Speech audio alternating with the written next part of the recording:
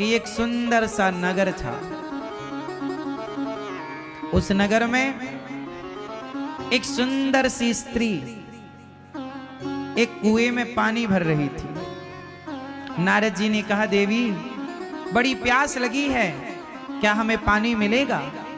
उस देवी ने मुस्कुराते हुए नारद जी की तरफ देखा और कहा, जरूर।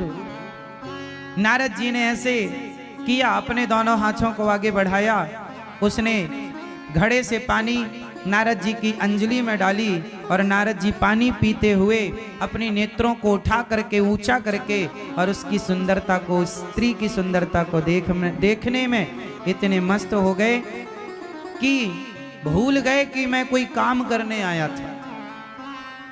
उस स्त्री से कहा, देवी इस नगर का नाम क्या है? बोले, इसका नाम है उत्तमपुर। अच्छा, इस नगर के राजा कौन है?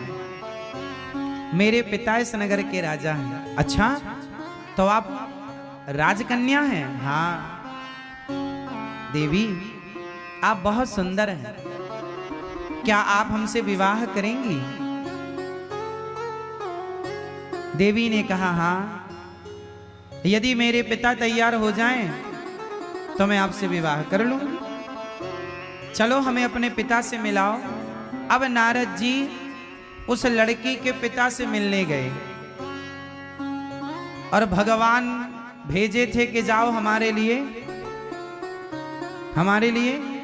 पानी लेकर आओ। और नारद जी अपनी शादी की चर्चा करने गए।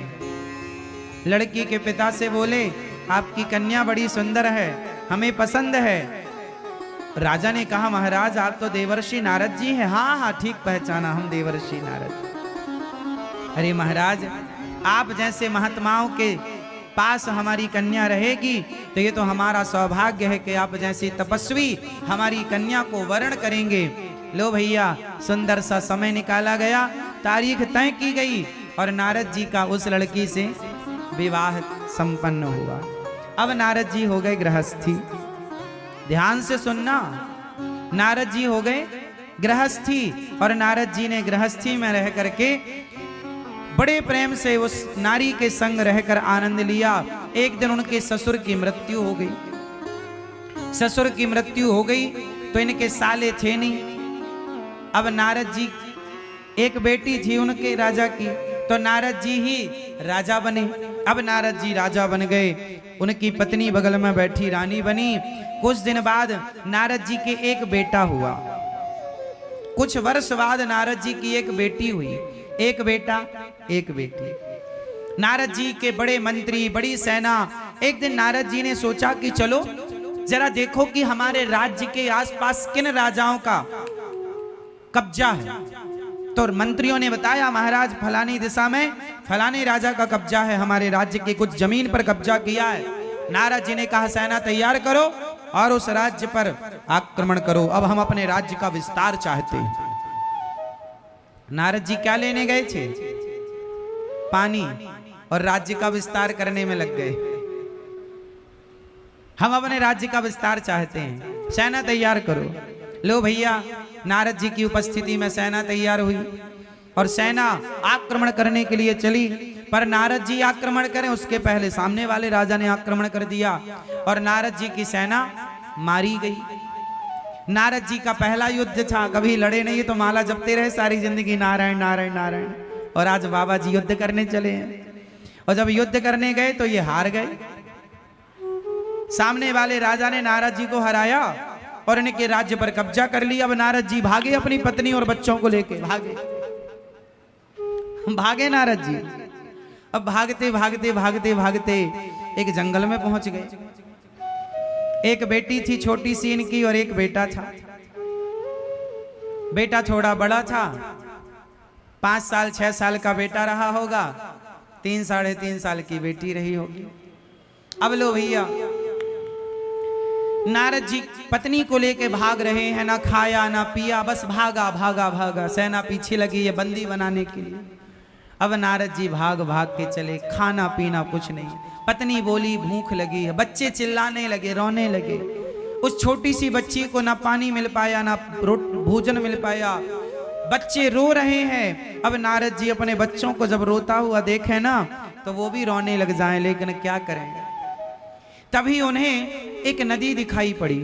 उस नदी के उस तरफ कोई गांव नजर आया। नारद जी बोले यदि नदी के उस पार चले गए तो इस गांव में जरूर रोटी मिल जाएगी, हमारे बच्चों का पेट भर जाएगा। अब नारद जी उस नदी के पार जाने के लिए बंदोबस्त करने लगे। तभी उन्हें नदी के किनारे एक नाव नजर आई।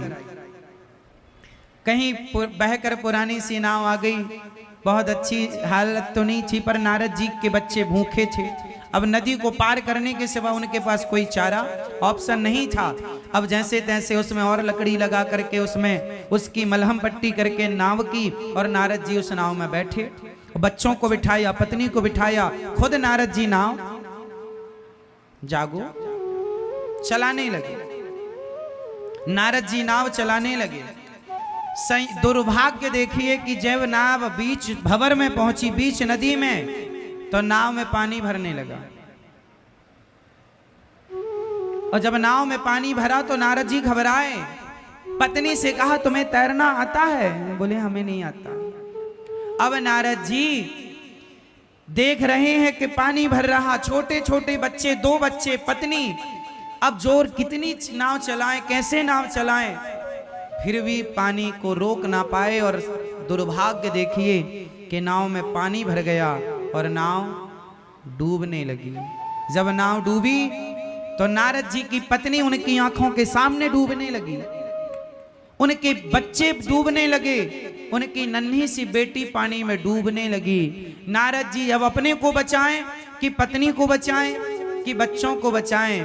नारद जी तो जैसे तैसे किनारे लग गए, लेकिन बीच नदी में अपनी पत्नी को डूबता हुआ देखकर चिल्ला रहे, हे विधाता तू कितना निर्दयी, कितना निष्ठुर, इतना दुख दिया तूने हमें। क्या बिगाड़ा था हमने तेरा? कौन सा पाप किया था हमने जो तूने हमें इतना दुख दे दिया? हमारी पत्नी पानी में डूब गई, बच्चा पानी में डूब गया। चिल्ला रही है पत्नी, बचा लो स्वामी, बचा लो। पर ये असमर्थ हैं उस डूबती हुई पत्नी को बचाने में। अरे कोई तो बचाओ, कोई नहीं आया। पत्नी डूब गई, बच्चे डूब गए, तीनों की मृत्यु हो गई। और नारद जी रो रहे हैं, हे भगवान तू बड़ा निष्ठुर निर्दयी, क्या बिगाड़ा था हमने तेरा। नारद जी रो रहे थे, तब तक भगवान आ गए। भगवान ने कहा नारद जी पानी लेने गए थे, 1 घंटे से बैठे आपका इंतजार कर रहे हैं, आप लौटे ही नहीं। नारद जी को याद आया, हे प्रभु हम पानी लेने आए थे। हाँ। नारद जी बोले हमारी पत्नी डूब गई पानी में। ना भगवान बोले पत्नी? आपकी पत्नी? आप तो अभी पानी लेने गए थे 1 घंटा पहले, 1 घंटे से हम ही आपको ढूंढ रहे हैं। नारद जी बोले अभी 1 घंटा हुआ? हाँ 1 घंटे ही तो हुआ। बोले 1 घंटे में हमारे 2 बच्चे भी हो गए। भगवान मुस्कुराए, नारद जी यही है माया। आपने सवाल किया था ना कि प्रभु अपनी माया दिखाओ, अपनी यही है माया। जो आपका नहीं है आप उसके लिए रो रहे हैं, यही तो माया है। क्या वो पत्नी, क्या वो बच्चे, क्या वो राज्य नारद जी का था? बोलो बोलो। लेकिन नहीं था, लेकिन फिर भी उनने अपना माना और रो रहे हैं। जो आपका है ही नहीं आप उसे अपना मानते हैं। आपकी पत्नी आपकी नहीं है लेकिन आप उसे अपना मानते हैं। आपका पति आपका नहीं है लेकिन आप उसे अपना मानते हैं। आपका बेटा आपका नहीं है लेकिन आप उसे अपना मानते हैं। आपका शरीर, बेटा पत्नी छोड़ो, ये शरीर आपका नहीं है लेकिन आप इसे अपना मानते हैं। ये शरीर आपका था तो आंखों में कम दिखने लगा, रोका क्यों नहीं? कानों में कम सुनाई पड़ने लगा, रोका क्यों नहीं? शरीर बुढ़ा हो गया, रोका क्यों नहीं? आपका नहीं